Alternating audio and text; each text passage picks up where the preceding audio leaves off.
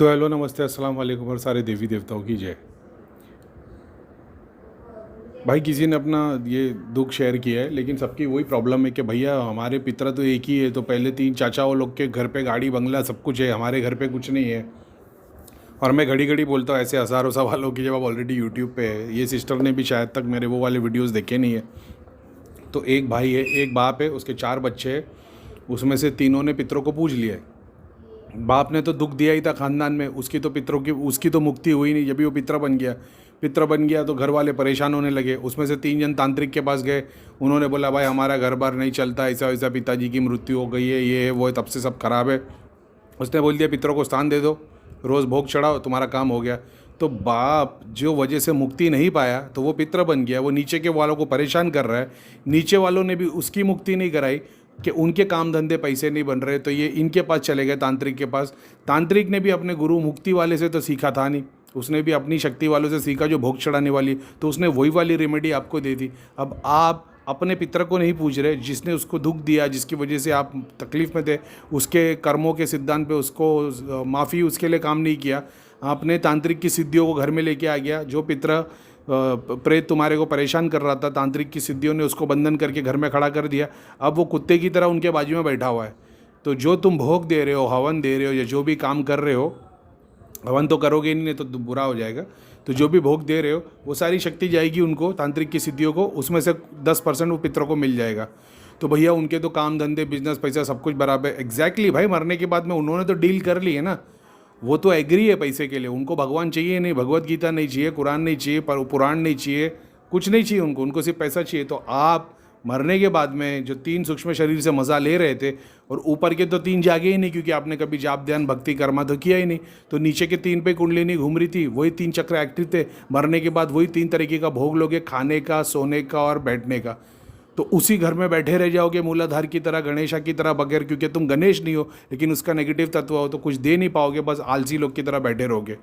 और फिर वो तुमको भोग चढ़ाएंगे और वो फिर तुम्हारी माता बहनों के अंदर वो अंश लेंगे। तो फिर जब इनकी फैमिली में जाके चेक करोगे तो सबको वही सारे सिम्टम्स रहेंगे।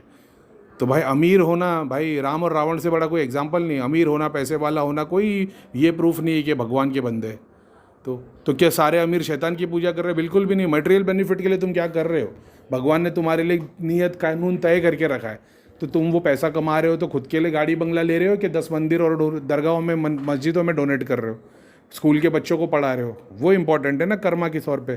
तो आप जब भी अपने आप को कंपेयर करोगे कि नहीं भाई उनको तो मिल रहा है, तो फिर कोई बात नहीं। अपने घर में क्यों पितरों की फ़ोटो, 4 शैतान की फ़ोटो ला के लगा दो, एक ही लगा दो। और इनफैक्ट शैतान को तो फ़ोटो की भी ज़रूरत नहीं है। भोग चढ़ाना शुरू कर दो, घर में एक स्थान बनाओ, 7 फ्लेवर के भोग चढ़ाओ। और ज़्यादा चाहिए तुमको, तामसिक में भी पैसा चाहिए तो नॉनवेज भी चढ़ा दो, फिर दारू भी चढ़ा दो। चारों तरफ से इतना पैसा आएगा, तो इसका मतलब ये नहीं पैसा आएगा तो तुम्हारे को शांति मिल जाएगी, नहीं, फिर और ज़्यादा काम बढ़ जाएगा, और ज़्यादा टेंशन बढ़ जाएगी। शक्तियाँ तो तुम्हारे को रॉकेट की स्पीड से दौड़ाएगी भाई। तो वही कर लो फिर, वो तो सबसे बेस्ट है भाई। क्यों जाप ध्यान 6-6 घंटा करीम भाई की तरह ध्यान जाप कर रहे हो, लोगों का इलाज कर रहे हो, हज़ारों लोगों को जवाब दे रहे हो? ये तो सबसे बेस्ट है। किसी को नहीं पूछना, अपने घर का मंदिर बनाना, उसमें भोग चढ़ाते जाना है, बस काम करते जाओ। अब वो भोगी जब तुम्हारे घर में शरीर में तकलीफ देना चालू करेंगे तो फिर क्यों? क्योंकि तुम जो शक्तियों को पूज रहे हो उसमें से बहुत सारी तामसिक है, जो लड्डू पेड़े नहीं खाती, तो वो शरीर का भोग लेगी, तो मांस खाएगी, तो तुम्हारे को दर्द होगा, तो फिर मंदिर में मांस भी चढ़ाना शुरू कर देना। फिर उसमें भी टाइप आएगी कि वो मांस चाहिए उनको, कि नल्ली चाहिए, कि हड्डी चाहिए, तो वो भी चढ़ा देना। और फिर वो खाने के बाद में उनको दिमाग को उन लोग टेंशन देंगे, तो ताकत तो बहुत मिलेगी लेकिन दिमाग को सुकून नहीं मिलेगा, तो उनको शराब भी चढ़ा देना जिससे उनको टाइम में शांति मिले। तो फिर 24 घंटे शराब चढ़ी हुई रहेगी, तो तुम्हारे को भी एकदम मस्त, एकदम ब्लिस में रहोगे। और क्या चाहिए? तो सबसे बेस्ट है भाई, इसी को फॉलो कर लो। आज मैं हज़ारों लोगों के घर देखता हूँ, इतने सारे लोग जो ग्रुप मेंबर है, जो लोग लोगों के घर और हीलिंग और रेकी और इलाज और नेगेटिविटी का इलाज करते हैं, जब ये कोऑर्डिनेट करते हैं, इनका वही है कि करीम भाई आज की डेट में जिनका भी घर देखो, तो आज उनके घर के मंदिर को देखते या उनके घर को देखते तो हम देखते कि भाई इसमें भगवान वाला अंश तो 2% भी नहीं है। कौन से किसी गुरु का दिया हुआ यंत्र है, किसी गुरु की दी हुई शक्ति है, उनके पावर के देख रहे। और ये तो वो जिनकी दृष्टि खुली है, तो ये उनके घर के मंदिर देख के नहीं बता रहे कि तुमने ये कहाँ से लाया, वो बता रहे तुम्हारे घर में यही ये एनर्जी है, काली माता की 3 स्ट्रॉन्ग एनर्जी है, तो बता रहे हाँ वो 3 तरीके का ताबीज़ है, एक गेट पे लगा है, एक मंदिर पे लगा है। अरे बोले आपके घर में एक बहुत बड़े ऐसे भोगी सी शक्ति बैठी हुई है पाताल की, ऐसे ऐसे दिखती है। बोले हाँ वो कुबेर का यंत्र लगा हुआ है। लेकिन ये भगवान नहीं, ये तो उस जगह का स्थान पे बैठे हुए। कहाँ पे? ये एमपी में कोई दे, वहाँ बोले वहाँ उनके गुरुजी ने दिए थे। मतलब ये घर घर की कहानी है भाई, कि घर का जो मंदिर बना है उसमें 90% चीज़ें शैतान की है। अभी मैंने कल वो किसी ने यूट्यूब पे मेरे को कमेंट में लिख के डाला कि भैया देखो हमारी मूर्ति टूटी तो उसमें से ये निकला, इत्तेफाक की बात है अभी वो। तो मैंने तो यही सोचा अभी क्या, अपने को जितनी भी मूर्ति है, मैंने अपने पुराने किसी वीडियो से बोला कि मैंने भी देखा हो सिंगल वुड या सिंगल स्टोन की मूर्ति, फिर भी मतलब उसमें कोई ये नहीं हो सकती, तुम चाइना के लिए की लेके आते हो उसमें कुछ भी खलल हो सकती है। सिंगल स्टोन की मूर्ति है, उसमें डाउट है, वो नहीं हो सकता। मैं तो ऐसा सोच रहा था कि भाई अगर अपने को सही में कोई फेवरेट अपने भगवान है भी, उनकी मूर्ति अगर रखनी भी है तो फिर तो मेरे को लगा एक्सरे की मशीन में कि चेक करना पड़ेगा कि इसके अंदर और तो कुछ है नहीं। अभी तो ऐसे डाउट आने लग गए। तो मैंने तो अभी तक यही बताया। अभी ठीक है, थोड़े दिन की बात है, इंशाल्लाह 1 तारीख से तो फिर ये मेरे को 555 का नंबर भी क्लोज़ कर दूंगा, और ये टेलीग्राम अभी मेरे तो दिमाग में उड़ा ही देता हूँ फिर से चैनल। फिर लेकिन लोगों का ऐसा बोलना है इसमें भैया बहुत सारा डेटा है, डिलीट मत करो टेलीग्राम को। तो मैं बोला अभी फिर से नया ग्रुप बनाऊंगा, फिर हेडेक हो जाएगा। फिर ये सारे लोग बोलेंगे, अभी नया बनेगा तो उसमें नए इंस्ट्रक्शन आएंगे, तो सब लोग बेसिक से स्टार्ट करेंगे। अभी वही है, थोड़ा डाउट में हूँ, ग्लिम्सी हूँ मैं कैसे कैसे करना है, क्योंकि 3 टाइप के लोग हैं, बिगनर, मीडियम और प्रो लेवल के। तो ठीक है, लेकिन बस वही है, जितने लोग जुड़े वो लोग बहुत अच्छी तरीके से जानते हैं। और बस मैं भी थक गया हूँ, ये फ्रस्ट्रेटेड हो गया हूँ मैं भी। जवाब दे दे कि हट, मेरे को से बर्दाश्त नहीं हो रहा अभी, मेरे को ये 555 का नंबर ही बंद करने का है। तो और जो दूसरा जो सब लोग को पेड मेंबर्स को जो नंबर दिया है उसी से कोऑर्डिनेट करेंगे। अब पता नहीं टेलीग्राम का एक नया ग्रुप बनेगा कि इसी के डेटा को पूरा उड़ा दूँ, या उस नीचे से उसकी शुरुआत कर लूँ, कि पास्ट में कभी वेरीफाई करना होगा तो ओल्ड पे चले आए। तो ये फ्रस्ट्रेटेड मैसेज तो नहीं रहेंगे मेरे।